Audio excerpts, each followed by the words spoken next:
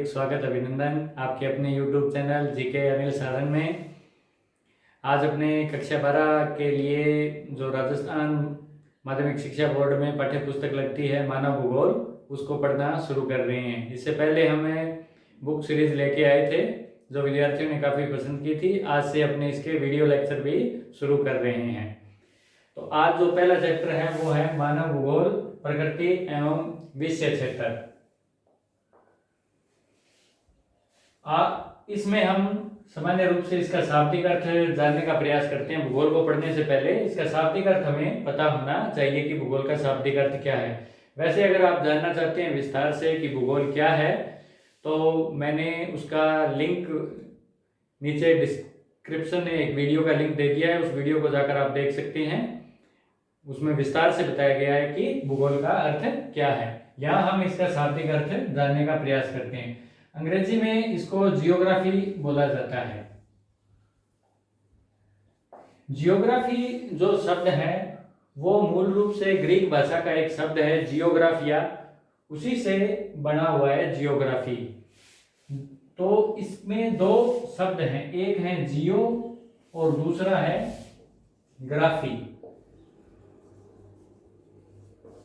तो जियो का अर्थ होता है पृथ्वी और ग्राफी या ग्राफिया का मतलब होता है वर्णन करना। तो भूगोल का सामान्य अर्थ हुआ एक ऐसा विषय जो पृथ्वी का वर्णन करता हो या जो पृथ्वी का अध्ययन करता हो, उसको भूगोल कहते हैं। ये इसका शाब्दिक अर्थ है। हिंदी में आप देखें, हिंदी में इसको कहा जाता है भूगोल। ये भी दो शब्दों से मिलकर बना है, भू और गोल। भू का मतलब होता है हमारी पृथ्वी और गोल यानी इसका गोलाकार स्वरूप।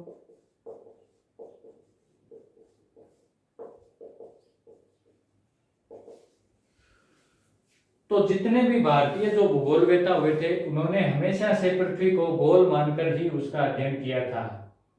तो इसलिए भूगोल, इस विषय को भूगोल कहा गया, यानी पृथ्वी के गोलाकार स्वरूप का अध्ययन करना क्या कहलाया? भूगोल कहलाया। फिर धीरे धीरे भूगोल जो विषय है वो बड़ा होता गया और इसकी जो विषय सामग्री है वो विस्तृत होती गई। कालांतर में इसकी दो बड़ी उपशाखाएं बनी, एक थी भौतिक भूगोल और दूसरी मानव भूगोल।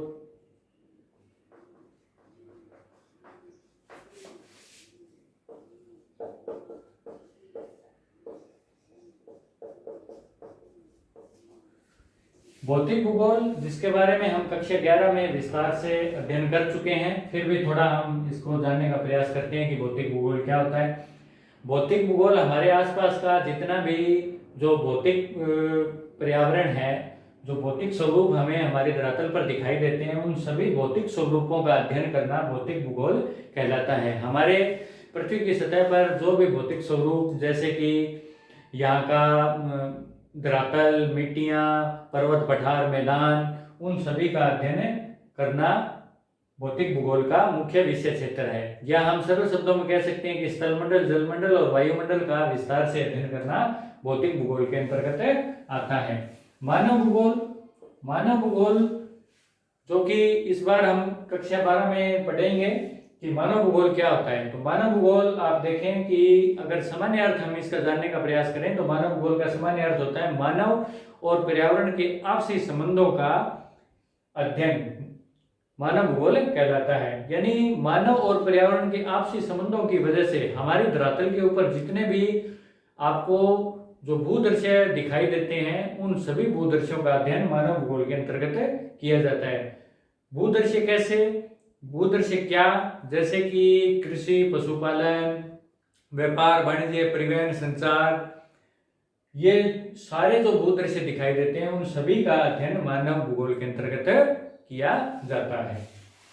अब हम इसकी कुछ सामान्य परिभाषाओं को देखते हैं कि मानव भूगोल की सामान्य परिभाषाएं क्या हैं। उससे पहले मैं आपको बता दूं कि भूगोल जो है, भूगोल जो शब्द है, इसका सर्वप्रथम प्रयोग करने वाला जो व्यक्ति था वो था इरेटोस्थनीज। उसने भूगोल का सर्वप्रथम उपयोग किया था। तो चलिए अब हम देखते हैं मानव भूगोल की प्रमुख परिभाषाएं कौन सी हैं।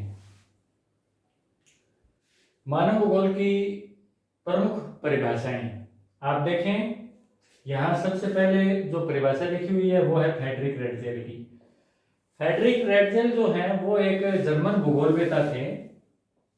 इन्होंने एक पुस्तक लिखी थी जिसका नाम है एंथ्रोपो जियोग्राफी। इस पुस्तक में इन्होंने मानव भूगोल की एक बड़ी ही प्रसिद्ध परिभाषा लिखी है जो यहाँ लिखी हुई है। फ्रेडरिक रेटजेल को आधुनिक मानव भूगोल का जनक भी कहा जाता है।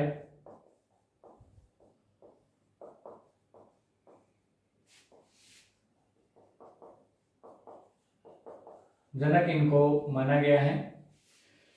इन्होंने कहा कि मानव भूगोल मानव समाजों और धरातल के बीच संबंधों का संश्लेषित अध्ययन है।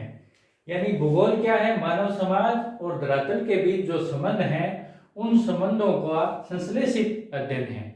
यानी उनके संबंधों को हम अलग करके नहीं देख सकते, उनको एक साथ ही देखा जाता है। उन संबंधों को मानव के क्रियाकलापों का प्रभाव धरातल पर पड़ता है और धरातल का प्रभाव मानव के क्रियाकलापों पर पड़ता है। इन्होंने धरातल का प्रभाव स्पष्ट रूप से मानव के क्रियाकलापों पर पड़ता है, ऐसा इन्होंने बताया था फ्रेडरिक रेटजेल ने। तो परीक्षा की दृष्टि से ये महत्वपूर्ण है। दूसरी जो परिभाषा है वो अमेरिकी भूगोलवेता एलन सैम्पल की है। ये रेटजेल की शिष्या थी।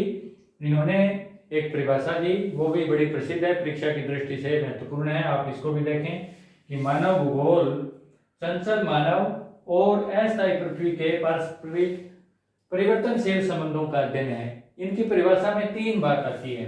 पहली बात आती है चंचल मानव, यानी मनुष्य की स्वभाव, मनुष्य की प्रवृत्ति क्या है? चंचल है, यानी बदलती रहती है।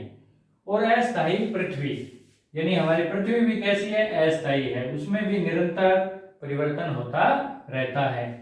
तो चंचल मानव और अस्थायी पृथ्वी के जो संबंध है वो भी कैसे हैं? परिवर्तनशील हैं, यानी इनके संबंध भी बदलते रहते हैं। जैसे हमारे संबंध आज हैं हमारे पर्यावरण, हमारी प्रकृति के साथ, वैसे संबंध पुराने समय में नहीं थे। उस समय हमारे संबंध अलग थे, तो वो संबंध भी बदलते रहते हैं। तो मानव भूगोल चंचल मानव और अस्थायी पृथ्वी के पारस्परिक परिवर्तनशील संबंधों का अध्ययन है। तो ये दो परिभाषाएं बड़ी महत्वपूर्ण हैं। अगला हमारा मुख्य टॉपिक है मानव भूगोल की प्रमुख विचारधाराएं। देखिए, मानव और प्रकृति के आपसी संबंधों का अध्ययन ही मानव भूगोल कहलाता है। तो मानव और प्रकृति के पर्यावरण के जो आपसी संबंध हैं वो बड़े ही अटूट हैं और इनके प्रभावों की जो अभिव्यक्ति है उसको प्रकट करने के लिए भिन्न भिन्न दृष्टिकोण विकसित हुए हैं। जैसे कि एक दृष्टिकोण भूगोल में ये है कि मानव जो है वो प्रकृति के अन्य प्राणियों के भांति ही है। जिस प्रकार प्रकृति में अन्य प्राणी हैं उसी के भांति मनुष्य भी है और प्रकृति के अनुसार ही उसे अपना जीवन यापन करना पड़ता है। जबकि दूसरी ओर, यानी मनुष्य को प्रकृति के अनुसार ही अनुकूलन स्थापित करना पड़ता है। जबकि दूसरी ओर एक विचारधारा या एक दृष्टिकोण यह कहता है कि मानव जो है वो एक विकसित प्राणी है और कुशाग्र बुद्धि का है, इसलिए वो प्रकृति को अपने अनुकूल परिवर्तित कर लेता है। इस प्रकार हम देखते हैं कि भूगोल में अध्ययन के या सोचने की कई विचारधाराएं, कई दृष्टिकोण विकसित हुए। आज हम उन्हीं कुछ प्रमुख दृष्टिकोणों के बारे में यहाँ चर्चा करेंगे। तो आप देखें, जो प्रमुख विचारधाराएं भूगोल के मानव भूगोल में मानी जाती हैं उसमें जो पहली विचारधारा है वो है निश्चयवाद। निश्चयवाद को पर्यावरणीय निश्चयवाद और नियतिवाद भी कहा गया है। दूसरी प्रमुख विचारधारा जो मानी गई है वो है संभववाद। और तीसरी प्रमुख विचारधारा या सोचने का, अध्ययन का जो दृष्टिकोण है वो है नवनिश्चयवाद। तो सबसे पहले हम बात करते हैं निश्चयवाद विचारधारा की।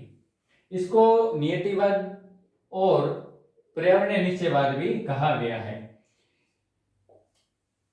अगर हम बात करें आज से बहुत पहले की, कुछ समय पहले की, कुछ सालों पहले की, तो हम उसमें ये देखते हैं कि मानव का जो जीवन था, उस मानव के जीवन के ऊपर प्रकृति का पूर्णतः प्रभाव था। मानव अपने जीवन जीने के लिए प्रकृति से ही संसाधन विभिन्न तरह के प्राप्त करता था। जैसे कि अगर मान लें कि उसको भोजन चाहिए, तो वो भोजन जंगलों से वो इकट्ठा करता था। आवास के लिए वो गुफाओं के अंदर निवास करता था।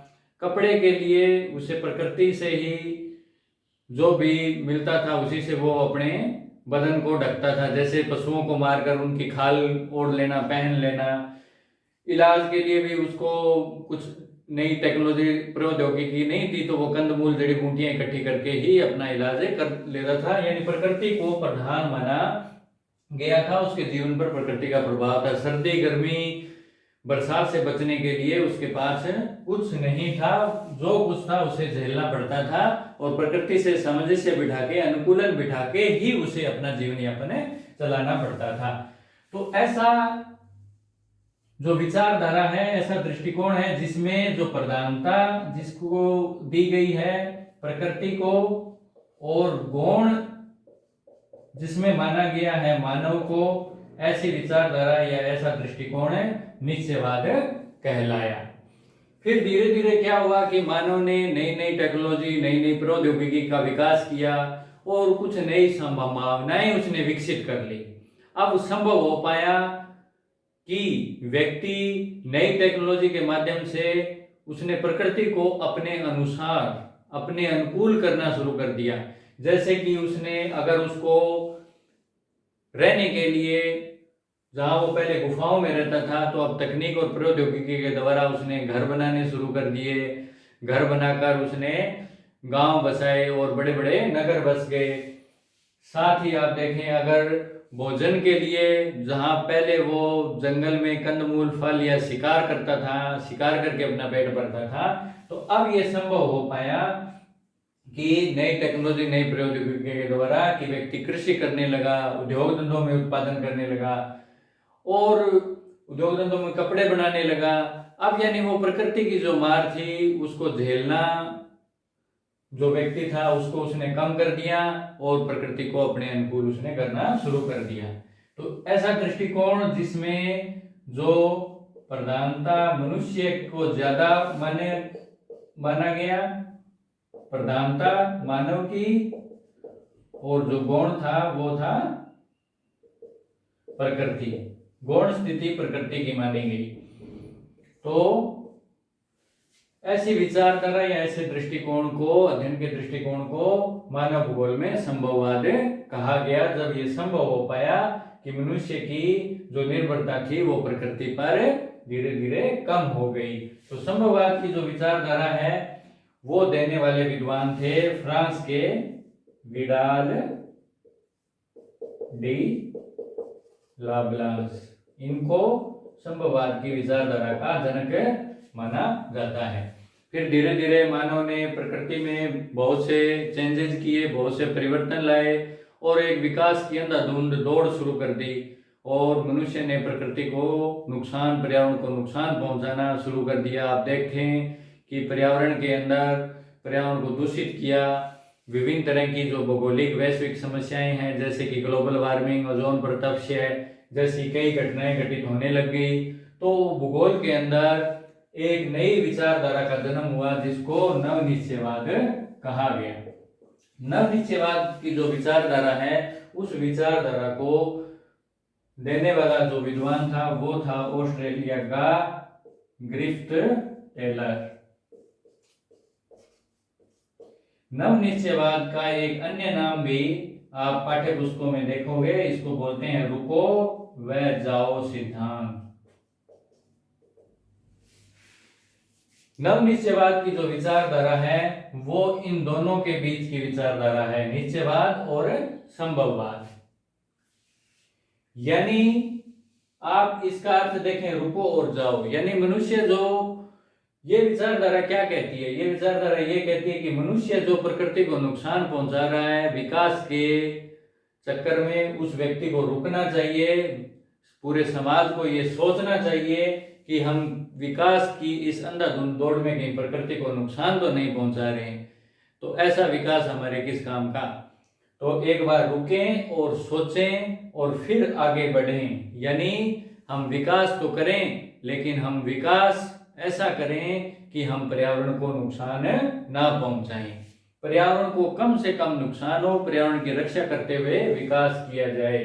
तो एक ऐसी विचारधारा जो पर्यावरण की रक्षा की बात करती है, साथ ही विकास की भी बात करती है, जिसमें ना प्रकृति को गौण माना गया और ना ही मनुष्य को गौण माना गया, बल्कि दोनों को ही बराबर बराबर प्रधानता प्रदान की गई। तो ऐसी विचारधारा नवनिश्चयवाद कहलाई। तो ये जो 3 प्रमुख विचारधाराएं हैं मानव भूगोल की, 3 इनको दृष्टिकोण भी कह सकते हैं। अगला हमारा टॉपिक है मानव भूगोल की प्रकृति, the nature of human geography. देखिए, जैसे अर्थशास्त्र का संबंध कीमतों से होता है, यानी अर्थशास्त्र में कीमतों के इर्द गिर्द ही सारी बातें की जाती है। जैसे राजनीति शास्त्र की हम बात करें तो राजनीति शास्त्र में राजनीति के इर्द गिर्द ही पूरी विषय वस्तु होती है। समाज शास्त्र में पूरे समाज का अध्ययन किया जाता है।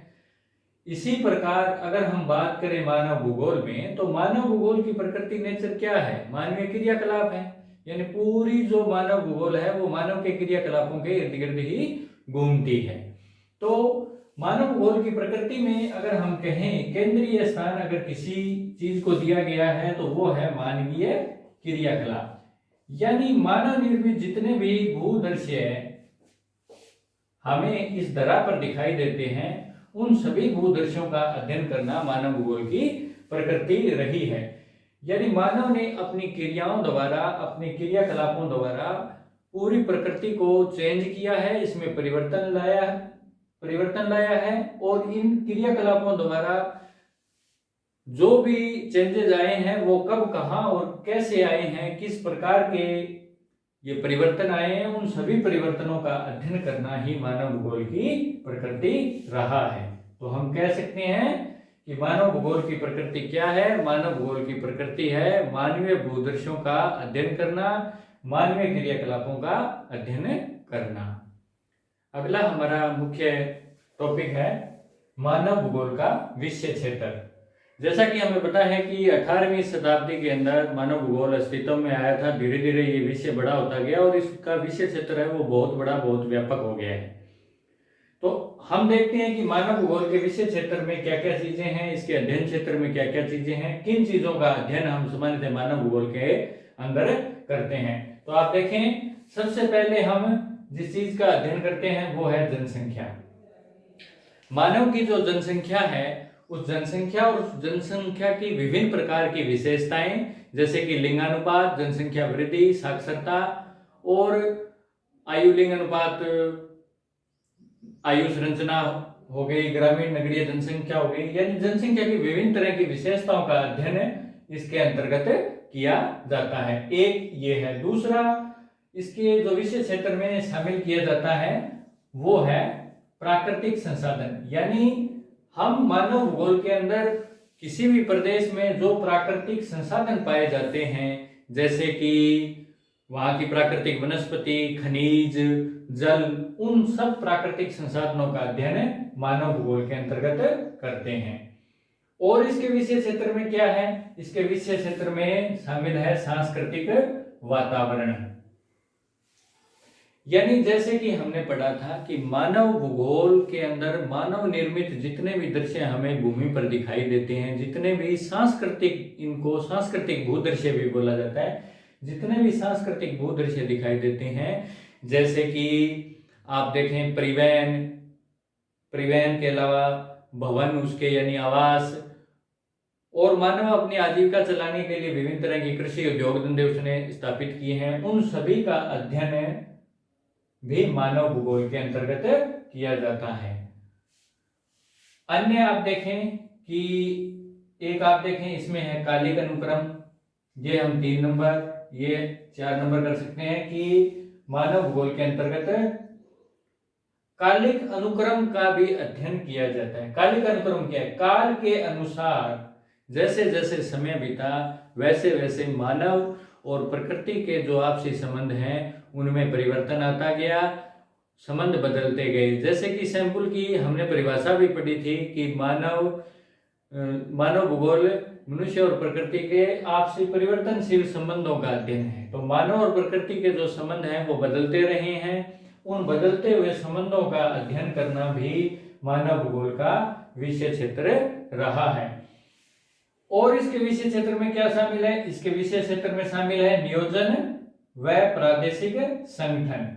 देखिए, जितने भी संसाधन जो हैं वो संसाधन हमारी पूरी धरा पर अलग अलग जगह पर पाए जाते हैं। कहीं संसाधनों की भरमार है, कहीं संसाधनों की कमी है। तो ये मानव भूगोल का ये कार्य है कि वो संसाधनों का अध्ययन करें और संसाधनों का उचित प्रकार से नियोजन तय करे, एक नीति बनाए कि संसाधनों का दोहन विदोहन किस प्रकार किया जाए। और साथ ही इसमें यह भी देखा जाता है कि मनुष्य ने संसाधनों के अंधाधुंध दोहन से प्रकृति को विभिन्न प्रकार का नुकसान पहुंचाया है, तो वह नुकसान किस प्रकार का है और उस नुकसान से किस प्रकार बचा जा सकता है, ये अध्ययन करना भी मानव भूगोल का विषय क्षेत्र रहा है।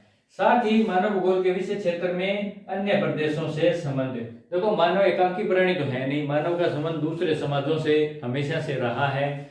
तो उसकी जो ये संबंध है एक समाज से दूसरे समाज का, इसका अध्ययन करना भी मानव भूगोल का विषय क्षेत्र है। यानी इसमें हम अंतर्राष्ट्रीय मनुष्य ने अपनी आवश्यकताओं की पूर्ति के लिए दूसरे देशों या दूसरे प्रदेशों से अपना सामान मंगवाता है और वहाँ अतिरिक्त जो उसके पास उत्पादन होता है उसको वो भेजता भी है। यानी हम कह सकते हैं कि व्यापार का अध्ययन, जिसमें हम क्षेत्रीय व्यापार, राष्ट्रीय और अंतर्राष्ट्रीय व्यापार का अध्ययन करते हैं, ये भी मानव भूगोल का विषय क्षेत्र रहा है। तो आज हमने इस अध्याय मानव भूगोल की प्रकृति और विषय क्षेत्र को विस्तार से समझा जाना। आशा है आप सभी को यह अध्याय अच्छी तरह समझ में आया होगा। फिर भी अगर इस अध्याय से जुड़े हुए किसी भी प्रकार के आपके कोई डाउट या क्वेश्चन है तो आप नीचे कमेंट बॉक्स में लिखकर मुझसे उन डाउट उन क्वेश्चन को पूछ सकते हैं। साथ में इस वीडियो को लाइक करना ना भूलें। इस चैनल को आपने अभी तक सब्सक्राइब नहीं किया है तो जल्दी से कर लें। साथ में पास में दिया गया बेल आइकन का बटन भी दबाएं, क्योंकि जैसे ही हम नया वीडियो डालेंगे तो उसकी तुरंत सूचना आपको मिल जाएगी। तो आज के लिए इतना ही, मिलते हैं एक नए वीडियो में। तब तक के लिए जय हिंद, जय भारत।